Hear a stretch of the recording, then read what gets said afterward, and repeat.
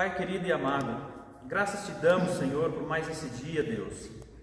Ontem nós deitamos para descansar e pela tua graça hoje acordamos e nos levantamos, Pai. Pai querido e amado, graças te damos, Senhor, a esse sol maravilhoso, esse tempo maravilhoso que o Senhor tem nos dado, Pai.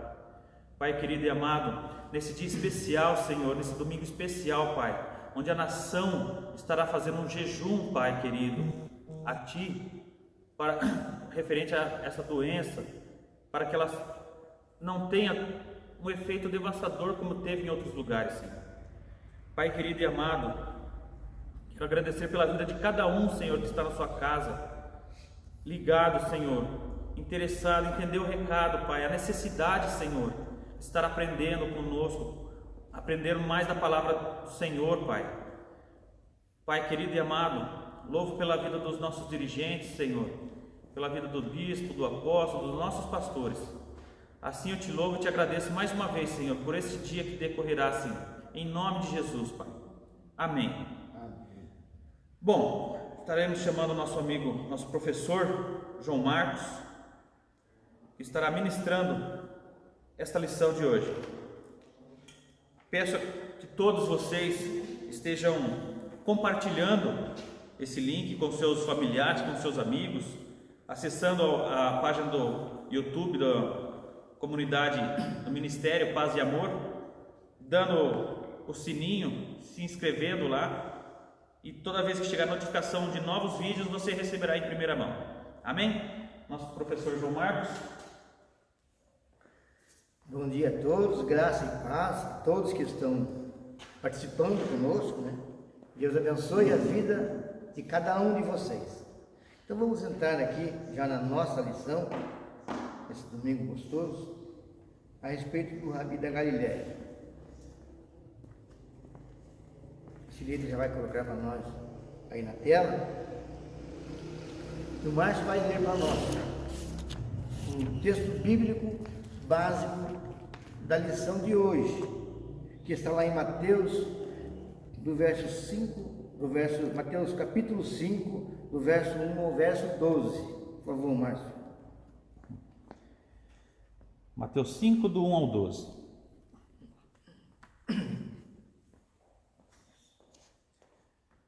Vendo as multidões, Jesus subiu ao monte e se assentou. Seus discípulos aproximaram-se dele e ele começou a ensiná-los, dizendo: Bem-aventurado os pobres em espírito, pois deles é o reino dos céus.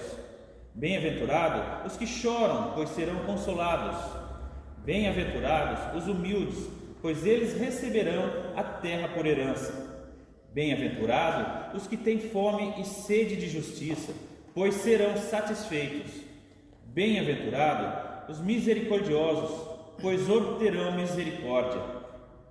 Bem-aventurados os puros de coração, pois verão a Deus. Bem-aventurados os pacificadores, pois serão chamados filhos de Deus. Bem-aventurados os perseguidos por causa da justiça, pois deles é o reino dos céus. Bem-aventurados serão vocês quando, por minha causa, os insultarem, perseguirem e levantarem todo tipo de calúnia contra vocês. Alegrem-se e regozijem-se, porque grande é a recompensa de vocês nos céus, pois da mesma forma perseguiram os profetas que vieram antes de vocês. Amém. Aqui já no verso 2, né, já diz assim: e abrindo a boca os ensinava, né?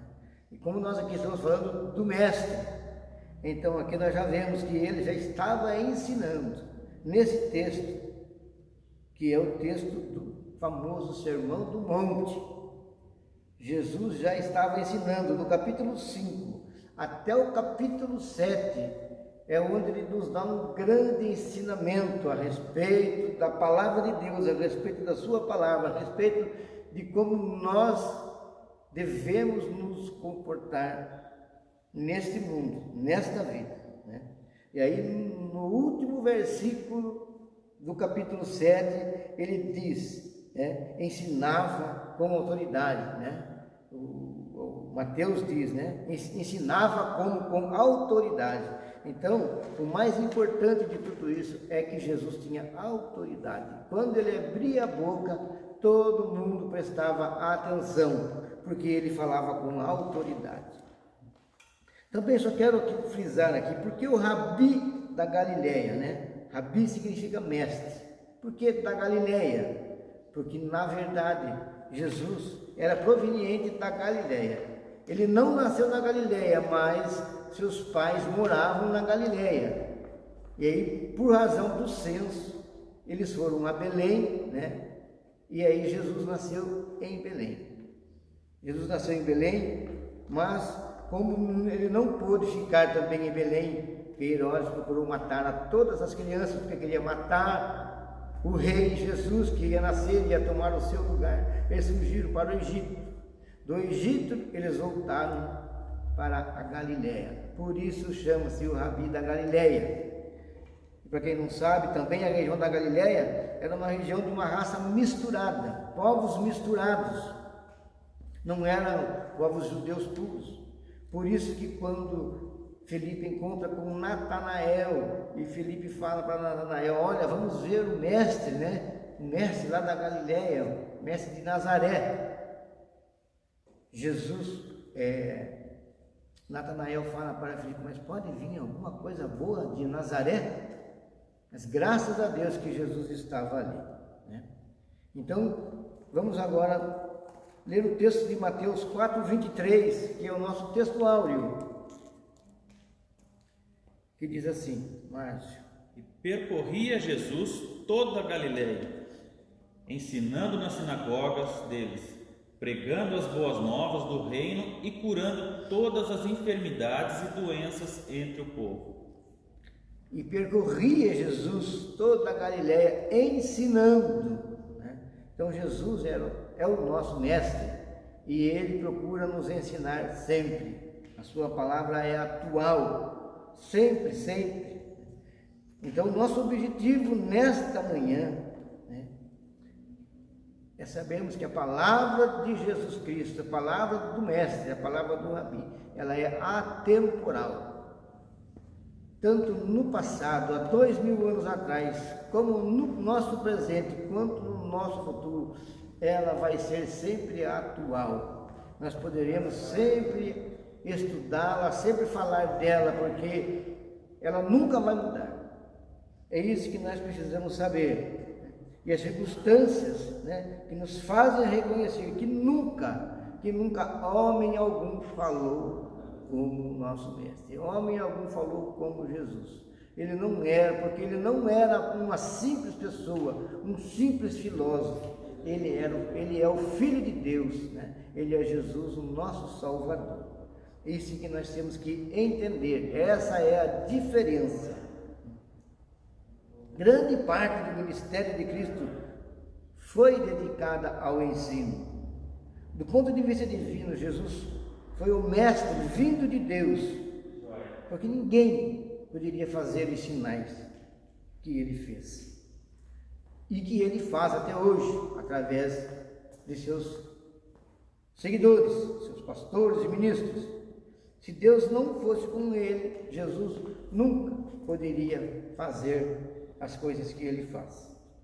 Do ponto de vista humano, o seu talento era muito superior ao dos mestres da época.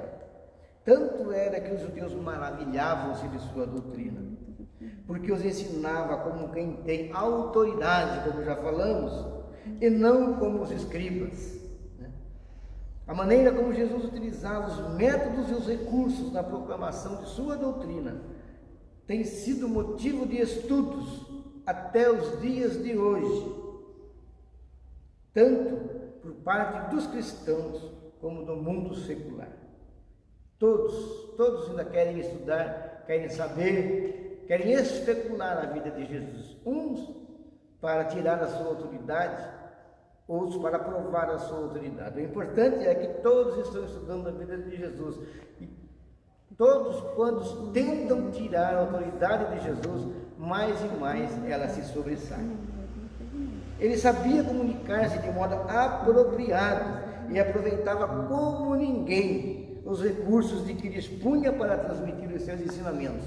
Nós vamos ver aqui a seguir, tudo isso que nós estamos falando aqui, nós vamos ver. Que ser chamado de Rabi era uma grande honra, assim como hoje, né? As pessoas estudam para serem professores, depois tem o título de mestres, né? Título de doutores. Então, ser chamado de Rabi, naquele tempo, era uma grande honra para os mestres da época, os mestres judeus que tinham. E era cobiçado por todos os líderes da religião judaica. Em Mateus 23, 7, né? Mateus 23, 6, 7, que está escrito, o Márcio vai ler? Mateus 23, 7, o Márcio vai ler para nós. Gostam do lugar de honra nos banquetes e nos assentos, mais importantes nas sinagogas, de serem saudados nas praças e de serem chamados rabis. Então, os mestres da época, eles tinham orgulho, eles queriam ser chamados de mestre, né? Não é como Jesus. Jesus, ele ensinava, mas ele não queria título nenhum. Mas a própria população, o próprio povo que conhecia a palavra de Deus naquela época, reconheceu em Jesus o mestre, o Rabi, né? Não foi Jesus que quis ser chamado de mestre, foi o povo quem reconheceu Jesus como grande mestre. E Jesus foi reconhecido como tal, até por um grande líder judeu, como está escrito lá em João, capítulo 3, versos 1 e 2, onde Nicodemos chega para conversar com o mestre. Pode ler na Bíblia. Que está aqui.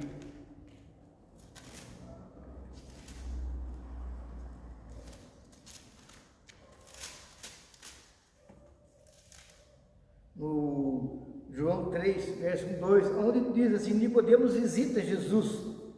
Que havia entre os fariseus um homem chamado Nicodemos, um dos principais dos judeus, o mestre, né, dos judeus. Este, de noite, foi ter com Jesus. Ele disse: Rabi, sabemos que és mestre, vindo da parte de Deus, porque ninguém pode fazer esses sinais que tu fazes, se Deus não estiver com ele. Então, está aqui um grande mestre judeu, falando para Jesus, reconhecendo em Jesus o grande mestre, né? Ele era um grande mestre, ele participava, ele era um líder judeu, então ele não quis aparecer na frente de todo mundo para reconhecer que Jesus era o mestre, mas ele foi ter a noite e lá ele reconheceu Jesus como mestre, né? E mais para frente, se nós formos lermos, Jesus fala para ele que se você também quer ser uma nova criatura, você tem que nascer de novo, né? E essas coisas é que ele não conseguia entender, mas Jesus conseguiu explicar e Nicodemos aceitou toda a palavra do grande mestre, do nosso Jesus. Embora a principal missão do Messias tenha sido reconciliar Deus e o homem através da sua morte na cruz, ele dedicou também parte significativa do seu ministério ao ensino da palavra. Jesus veio para nos reconciliar com Deus, mas também para nos ensinar a sua palavra, para nos mostrar o caminho correto, não apenas para falar assim: você aceita Jesus como seu Salvador, como seu Mestre, né? E faça dele o Senhor da sua vida, que você está salvo.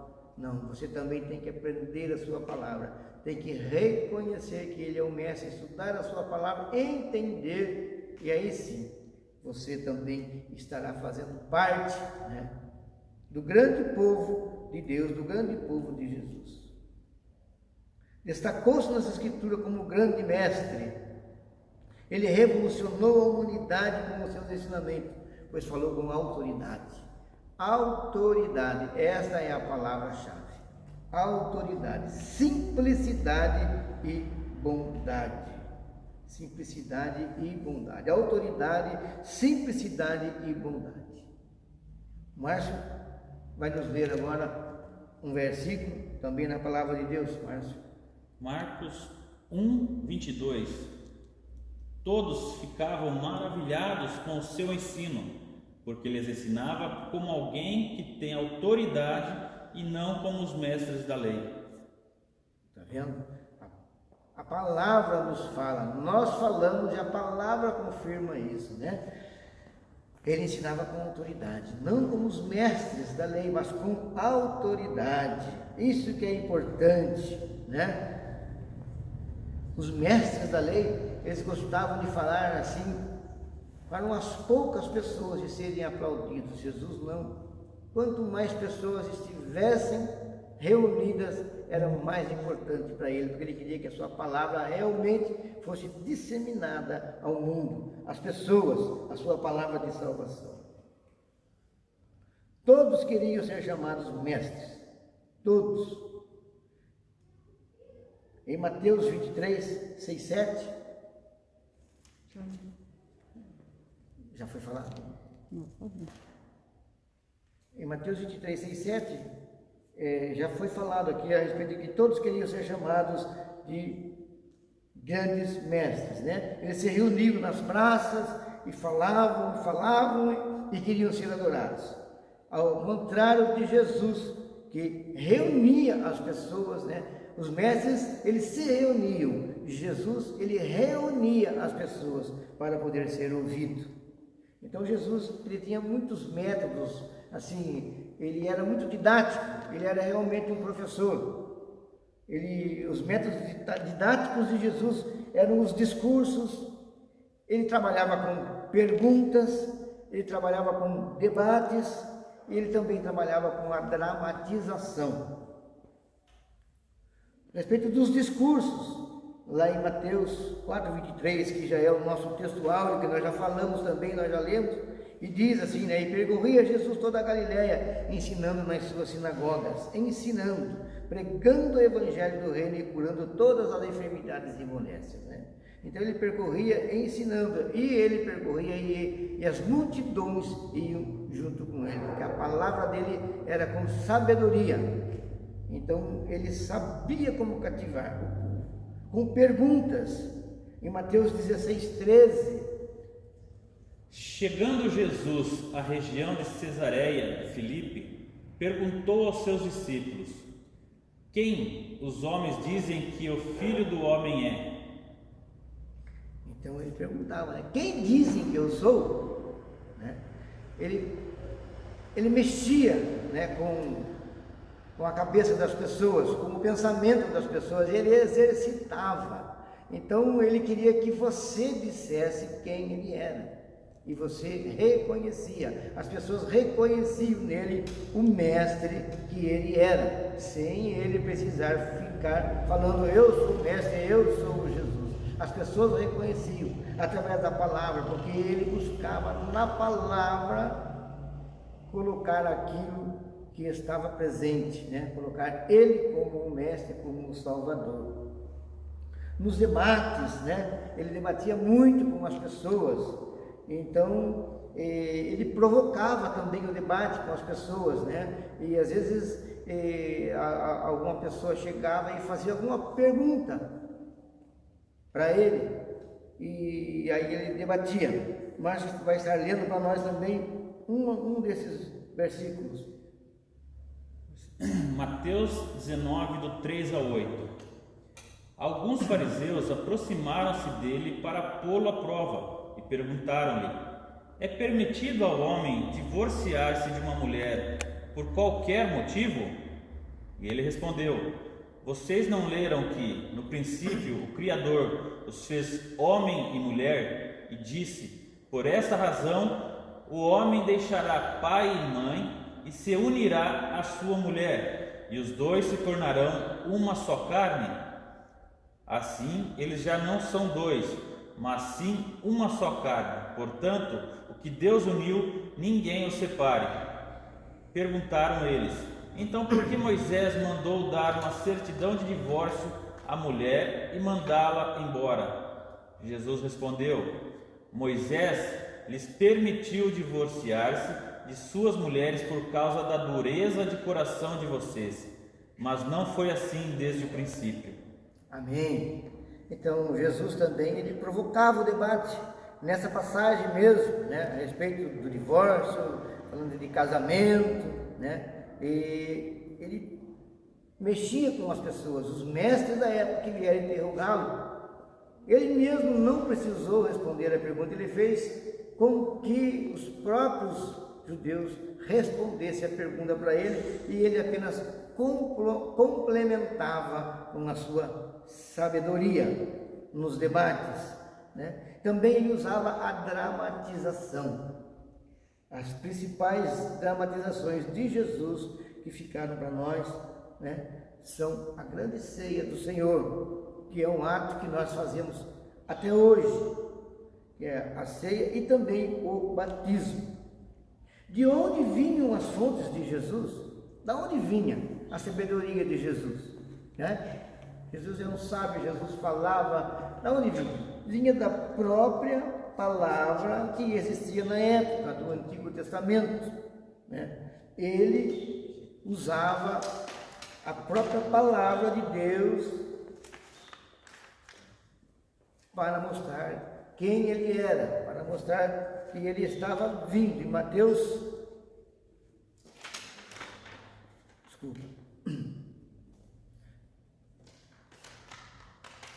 então Jesus usava a própria palavra, tá aqui, e usava também o mundo ao seu redor, e usava também coisas do cotidiano. Então ele usava a palavra de Deus, ele usava o mundo ao seu redor, observando as pessoas, né, sua experiência e o cotidiano dele, das pessoas, o que eles faziam, o que eles deixavam de fazer. Então ele usava tudo isso para poder ensinar as pessoas. Ele usava como exemplos, então não tinha como ele errar, não tinha como ele sair fora da realidade, né? Ele usava as escrituras, né? Ele usava a respeito, falava a respeito de Ló, falava a respeito de Jonas, ele falou a respeito de Sodoma e Gomorra, né? Que lá em Mateus 5,5, que nós já lemos, é escrito que os mansos herdarão a terra. E em Salmos 37, verso 11, também está escrito a respeito dos mansos herdarão a terra. Então ele usava a própria palavra para demonstrar que ele estava no caminho correto, para que os mestres judeus não desmentissem ele, né? Aí realmente ele estava provando que ele era o mestre, vindo da parte de Deus. Ele usava o cotidiano. Como ele usava o cotidiano? As experiências da vida. Por exemplo, lá em Lucas 15, 8, verso 8, onde diz a respeito da dracma perdida, da moeda perdida, aquela mulher que ela tinha 10 moedas, perdeu uma das moedas e procurava. Então também ele usou esse exemplo para nos mostrar que nós não podemos perder nada, mostrando a respeito da ovelha perdida também na casa de Israel, que não devemos, se a igreja tem 100 pessoas para estar na igreja, mas se uma delas talvez não venha ou se perca, é para o pastor deixar aquelas 99 e nós irmos buscar aquela única ovelha que está perdida. Esse é o exemplo que ele nos dava. Sempre que você perde uma, sempre que uma falta, você tem que estar dando atenção a ela. E o grande mestre fazia isso com maestria. Também ele usava de muita criatividade, né? Ele usava metáfora, que era uma comparação. Ele usava símile, que era a respeito da semelhança, e usava parábola, que era contar uma história. A respeito da criatividade, a respeito da metáfora, vamos ler um versículo na Bíblia, em Mateus, capítulo 5, verso 13. Vocês são o sal da terra, mas se o sal perder o seu sabor, como restaurá-lo? Não servirá para nada, exceto para ser jogado fora e pisado pelos homens. Amém, glórias a Deus. Então vocês são o sal da terra, né? Vocês são a luz do mundo. E essa é a metáfora que Jesus usou para falar conosco, né? E assim, a semelhança, em Lucas 10, verso 13, também nós lemos alguma coisa a respeito disso. Vão, eu os estou enviando como cordeiros entre lobos. Estou enviando vocês como cordeiro entre lobos. Ele usava também essa expressão para mostrar aos discípulos qual ia ser o tratamento que eles iriam ter, né? Então era para eles já estarem preparados, porque a vida deles não seria fácil. A sua vida não é fácil, meu amado. A nossa vida não é fácil, principalmente se você estiver falando a respeito das palavras do Mestre, as palavras de Cristo, as palavras de Jesus, o nosso Salvador. A sua vida não vai ser fácil. Então você sabe que os discípulos também tiveram uma vida que não foi fácil, e a sua também não será fácil, né? Mas Jesus disse: eu venci o mundo, e vocês também vão vencer. No mundo tereis aflições, né? Mas recebereis o galardão. Então creia nisso, creia na palavra de Deus, na palavra que Deus deixou para nós, a palavra que Jesus deixou para nós, que com certeza no final nós teríamos a nossa recompensa, que é a nossa salvação, né? E também como parábola que Jesus usava, né? Ele contava uma história a respeito, ele via um acontecimento a respeito da vida de uma pessoa, a respeito do acontecimento, e ele, para explicar para os seus discípulos, para explicar para a multidão, ele fazia comparação. Ele contava uma história e aí ele dava a versão dele para ficar mais fácil para que as pessoas pudessem compreender aquilo que ele estava falando, né? Por exemplo, se você gostaria de falar que você ia ter um carro bonito, só para ter um exemplo, né? Um carro bonito, você vai ter um carro bonito, um carro preto, um carro vermelho, muito lindo, né? Passasse ali um Camaro, por exemplo, aquele carro, aquela maneira, aquele carro você vai ter, por exemplo, né? Então ele usava as histórias para comparação, era mais fácil da pessoa entender. Que tipo de carro eu vou ter? Olha, vai ser daquele carro, ou vai ser aquela casa, vai ser aquela vida, né? Então você entenderia com muito mais facilidade. Ele também aproveitava muito bem a acústica dos ambientes. Ele era um exímio conhecedor do tempo. Ele conhecia o tempo, ele conhecia o mar, ele conhecia a terra, as montanhas. Ele estudou muito para isso, né? Dos seus 12 anos até os seus 30 anos, provavelmente, ou com certeza, ele estudou, ele conheceu muito da vida, teve muitos mestres que o ajudavam. Então, quando ele chegou aos 30 anos, ele estava preparado para seguir o seu ministério. Ele estava preparado para falar, para poder falar com o povo, com os mestres. E lá em Mateus 5, verso 1, até o capítulo 7, né? Ele fala a respeito do discurso, né? Do grande discurso dele, aonde ele falou em cima de uma pedra, no monte, versículo 5:1, está aí, Márcio? Por favor. Vendo as multidões, Jesus subiu ao monte e se assentou. Seus discípulos aproximaram-se dele e ele começou a ensiná-los, dizendo: Então, ele sabia que exatamente naquele momento em que ele subiu, aí naquele monte, que ele se assentou naquela pedra para falar com o povo, ele sabia que estava tudo preparado, tudo concorria para a boa acústica do ambiente, porque ele era conhecedor da natureza, ele conhecia tudo, ele sabia de tudo, né? Ele era o Deus, ele era o Jesus em forma de homem, e ele tinha estudado muito. Então ele sabia que se ele sentasse naquele lugar, ele conseguiria falar para as milhares de pessoas que estavam com ele, e que todos conseguiam ouvi-lo, ou conseguiriam ouvi-lo alto e bom som. Também, quando ele se achava na praia, e em Marcos 4:1, é isso? Leia para nós, por favor. Novamente Jesus começou a ensinar à beira-mar. Reuniu-se ao redor de uma multidão tão grande que ele teve que entrar num barco e assentar-se nele. O barco estava no mar, enquanto todo o povo ficava na beira da praia. Como Jesus sabia que se ele fosse para o mar, ele conseguiria falar com uma multidão que estaria sentada na praia para ouvi-lo, né? Não é uma coisa simples, né? Poxa, eu vou ali na praia, eu ando uns metros de barco ali até o mar, e dali eu vou conseguir. É porque ele conhecia, ele sabia. Por exemplo, eu li alguma coisa a respeito disso, né? Que o mar, à tarde, ele tinha que estar numa temperatura mais fria, e a terra numa temperatura mais quente, e o mar era um pouquinho mais alto do que a praia.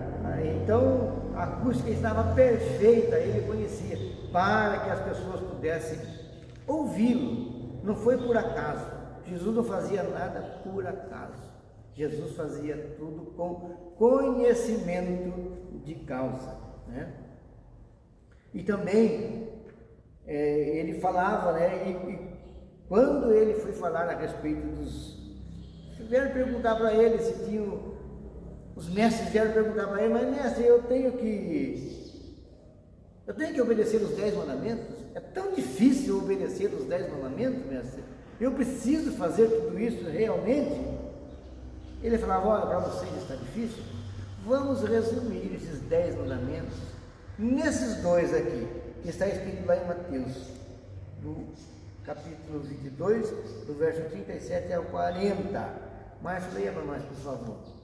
Respondeu Jesus: ame o Senhor, o seu Deus, de todo o seu coração, de toda a sua alma e de todo o seu entendimento. Este é o primeiro e maior mandamento. E o segundo é semelhante a ele: ame o seu próximo como a si mesmo. Desses 2 mandamentos dependem toda a lei e os profetas. Glórias a Deus por isso. Então, amado, querido, querida, que está nos vendo, que está nos ouvindo, né? Às vezes nós achamos uma dificuldade para seguir os 10 mandamentos, né? Jesus resumiu em 2, que na verdade esses 2 comportam todos os 10, mas se você para ouvir, você acha mais gostoso ouvir esses 2, é assim: amarás o Senhor teu Deus de todo o teu coração, de toda a tua alma, de todo o teu entendimento, e é o próximo como a ti mesmo. Se você conseguir fazer tudo isso, ou se você tentar pelo menos fazer isso, provavelmente você estará com Jesus quando você chegar no seu momento de ser chamado por Ele, né? Então vamos prestar atenção e vamos tentar pelo menos fazer a nossa parte, né? E seguir esse grande ensinamento que o Mestre nos deu, né? Que o Mestre nos dá. Tem uma última lição, que é também um ensinamento, uma ordem que o Mestre nos deixou. Está lá em Mateus 16:15 e em Mateus 28, do 18 ao 20. Em Marcos 16:15 está escrito: e disse-lhes: vão pelo mundo todos e preguem o evangelho a todas as pessoas.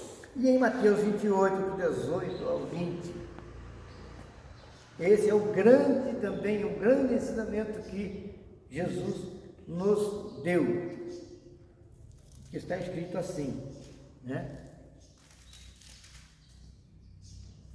18 ao 20. Você quer ler mais? Jesus, aproximando-se, falou-lhes dizendo: toda autoridade me foi dada no céu e na terra. Ide, portanto, fazei discípulos de todas as nações, batizando-os em nome do Pai, e do Filho e do Espírito Santo, ensinando-os a guardar todas as coisas que vos tenho ordenado. Eis que estou convosco todos os dias até a consumação dos séculos. Então Jesus, aproximando-se de todos, falou com toda a autoridade, diz aqui a palavra, o nosso mestre, grande mestre, diz assim: me foi dada toda a autoridade no céu e na terra. Ide, portanto, fazei discípulos de todas as nações. Então, é também para você ser um mestre, é também para você ser um professor, porque você tem que ir fazer discípulos. Então, você tem que estudar também a palavra de Deus, para você conhecer, para você dominá-la, para que você possa passar também para outras pessoas e elas possam aceitar como sendo realmente a verdade de Deus, a verdade de Jesus. E batizando-as em nome do Pai, do Filho e do Espírito Santo, assim como ele também foi batizado. E ensinando o povo a guardar todas as coisas que ele nos ensinou. Ele nos ensinou e nós temos que ensinar as pessoas também a guardar aquilo que ele tem ordenado. E eis que estou convosco todos os dias até a consumação do século. Você precisa saber disso, você precisa ter a certeza disso, que ele está com você todos os dias da sua vida até a consumação dos séculos. Por isso, não tenha medo, por isso não tema doenças, não tema enfermidades, não tema pestes, porque Jesus, ele disse que estará com você até o último dia da sua vida. Então, eu espero em Deus que alguma coisa você possa ter guardado a respeito desse ensinamento, Principalmente que Jesus Cristo é o nosso mestre, que Jesus Cristo é o seu mestre. E assim nós terminamos a nossa aula de hoje. Que Deus abençoe a todos em nome de Jesus. Amém. Ufa!